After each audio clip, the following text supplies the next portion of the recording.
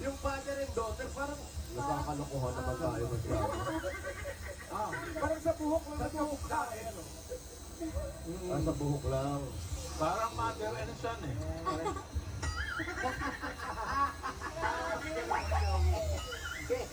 Sino matanda?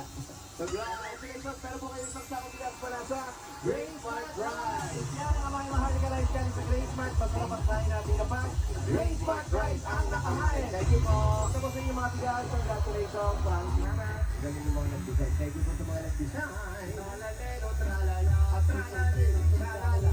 Nabargal, silang araw na lang bago Sugod Sydney. 10 na lang, bossing. Galing mo nung bilang mo. Oo, napapasa ko. Tama, 10 days na lang. Susugod na tayo for the first time sa Land Down Under, Australia. October 5 na yan, dyan sa Fairfield Showground, Smithfield Road. Kaya shout out dyan sa mga Dabar Customers na voice na local o international singer. Pwede kayong mag-audition para sa The Clone! Go. Pwede lang sa mga pamilyang henyo din sa Australia, magpapautakan din tayo sa Sydney. Kaya nasa inyo po TV screens ang mga detalye ng mga gusto pong mag-audition sa Sunday, September 28. Audition na naman guys!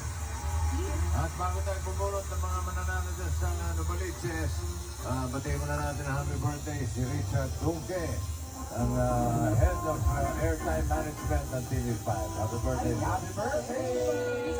Happy birthday! At congratulations natin si Jessica Sanchez for winning America's Got Talent. Isang Pilipino. Ang galing ni Jessica, no? Diba? Sa wakas. Mm. Ano din siya? Di ba, maliit pa lang siya, sumasali na siya dyan. Pati sa American Idol. Tapos buntis pala siya, ano na pala niya, no? Ilang linggo na lang. Talaga pinapanalo na sa wakas. Okay. Galing niya kumanta, grabe.